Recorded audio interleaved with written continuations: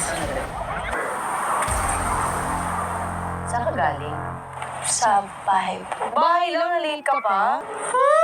Sorry, promise, hindi na mauulit. Hindi ka na din mauulit dito. Kasi ayaw ko na-late eh. Hindi, so late ka nga. So attitude ka lang. Dito lang. Eh, ba't dito attitude ka sa akin?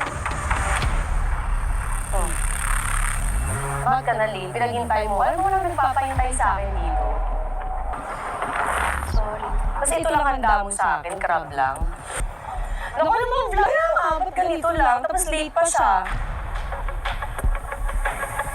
Ayaw ko ito, na ito palabas ah. Nairita ako. O ba't naiiyak ka? Hindi ako. Nakakainis pa. Huwag gawin mo magaling setup dito. Kasi nag-effort ako. Pumunta ako sa mall, di ba?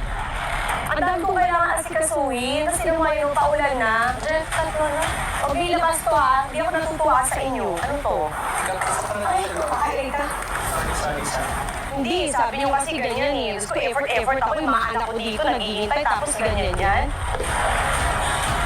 Kuya, Alis na kayo dito. Jen, lipit mo na. Ano to? Sorry, parking muna sandali.